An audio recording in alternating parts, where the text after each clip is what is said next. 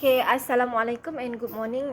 Still under vector spaces, so we have an example. So let's say in R3, I mean that's in the 3D form. Okay, 3D form kalau in the graph it has 3 variable lah, kan? So in the R3 we have the vector for V1, V2, V3. So since we have 3 variables, maksudnya kita ada 3 nilai lah, kan?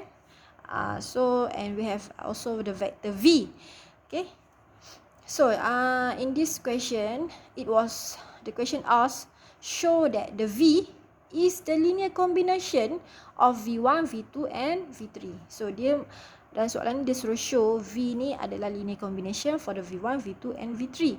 So nak tunjuk the linear combination, dia mesti in this kind of form where A1, A2 and A3 is the coefficients. So coefficients ni kita kena tahu nilai dia.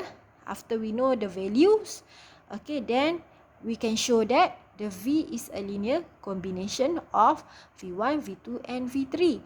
Let's say after we solve this equation, we don't get the solution for A1, A2 and 3. Since we don't know the solution, we have no solution for A1, A2 and A3. Therefore, we can conclude that the V is not a linear combination of V1, V2 and V3. Okay, tapi kalau kita dapat nilai, if we got the value for A1, A2 and A3, then we can say that the V is a linear combination of V1, V2 and V3. So let's settle this problem lah. So as I have said before, kalau we want to know the V is a linear combination of V1, V2 and V3, therefore we must make it in this kind of equation where A1, A2 and A3 is the coefficient for each of their variables. Okay. So after we do like this one, then we substitute in the form of matrix. So untuk A1, ni value dia lah coefficient. Coefficient ni selalunya nilai dia 1 ke 10 ke 12 ke. So nilai dia tu adalah nombor lah, kan? So V1, V2, V3 dengan V ni, nilai dia kita ambil dari question. Okay? Dari sini. So ni nilai V1, ni nilai V2, ni nilai V3, ni nilai for V. We just substitute all of these values into the matrix. Okay, into this matrix.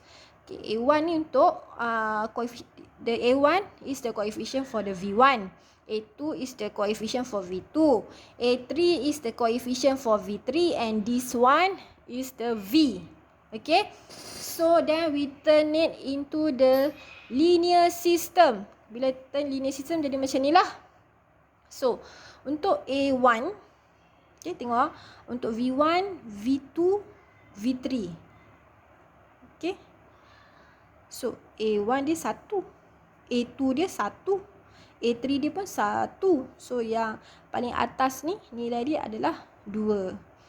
Okay, so let's say ni X, Y, Z lah, kan. Kita just ikut turutan je. So macam ni pula, kan, dia nilai dia 2. So 2, koefisien dia adalah A1. Taklah 2A1. Yang ni koefisien, ni nilai dia kosong. So kosong darab A2 lah, kan. Lepas tu dekat row kedua ni nilai dia 1 darab A3 dapatlah A3. So dekat row nombor 2 dekat V ni nilai dia 1, kan. So untuk yang last sekali row ketiga ni, nilai untuk A1 dia adalah 1. So 1 darab A1 dapat A1 lah. So nilai untuk A2 ni yang row 3 ni nilai 2. So 2 darab A2 dapatlah 2A2. So yang ni kosong. So yang ni pula 5. Letak je lah. So dia dapatlah sebentuk dalam sistem linear system. So bila dapat dalam bentuk linear system, so untuk linear system, bila kita nak solve this variable A1, A2 and A3, kita ada 4 method. Okay, ingat balik, kita ada boleh we can use inverse of matrix, and then we have Cramer's rule, then we have Gauss elimination method. Okay, kalau Gauss elimination method, kita kena buat kita kena make sure that the matrix in the form of, okay, kalau Gauss elimination method lah, in the form of REF form. Okay, row echelon form. Tapi kalau kita settlekan dia secara Gauss-Jordan method, dan bila nak settlekan Gauss-Jordan method, kita kena make it in the form of RREF. Okay. So, kita boleh guna mana-mana satu. Nak guna Kramers pun boleh. Mana-manalah yang awak suka. Okay, asalkan dia suitable lah. Dan dia senang untuk awak. So, in this example, I use Gauss elimination method. Maksudnya, dia akan dapat dalam in the form of REF form. Yeah. So this is how I settle down. So this is the ERO, elementary row operation. So I settle it until here. Okay, kalau REF, so ni lead 1, so ke kanan, so ni lead 1 dia. So lepas tu dia tak ada matrix, dah tak ada row dah kan. So takat ni je lah.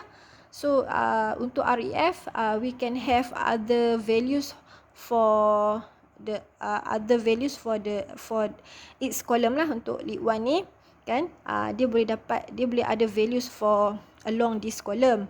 Okay, kalau untuk RREF, kalau settle cara RREF, ni lead 1 kan.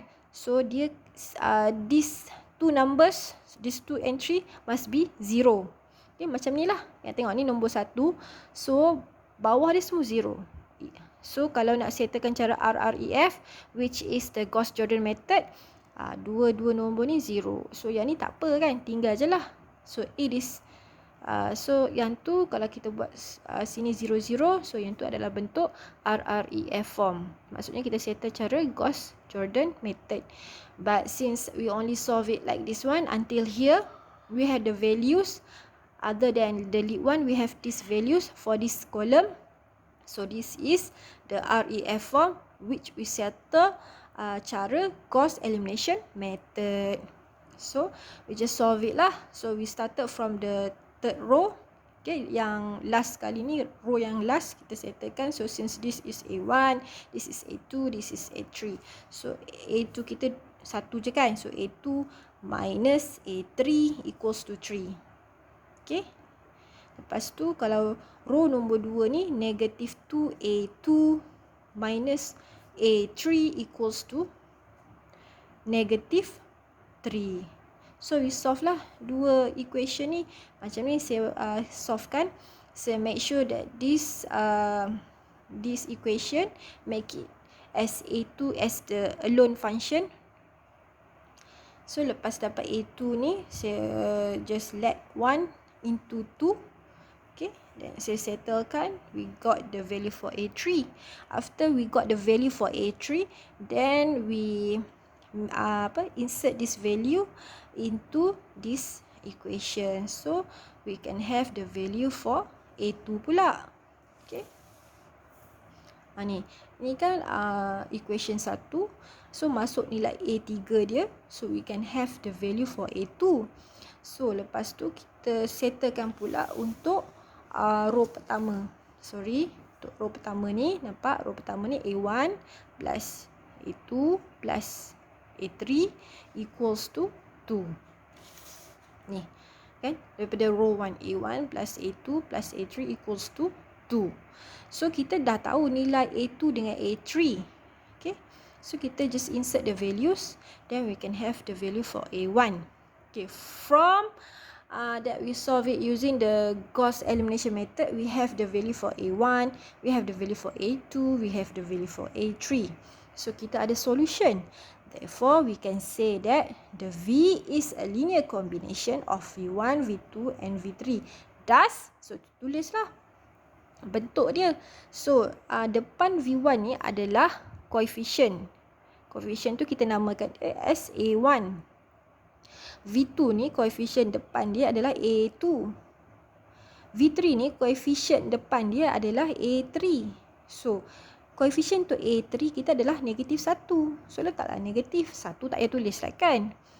So, what about the V2? We have the coefficient for this one is A2. So, value for A2 is 2. Right? So, V1. Coefficient dia A1. So, value for A1 is 1. So tak payah tulis lah, just tulis like this one lah. So this is what we should get lah for this example question. So when we get like this one, then it is show that the V is a linear combination of V1, V2 and V3.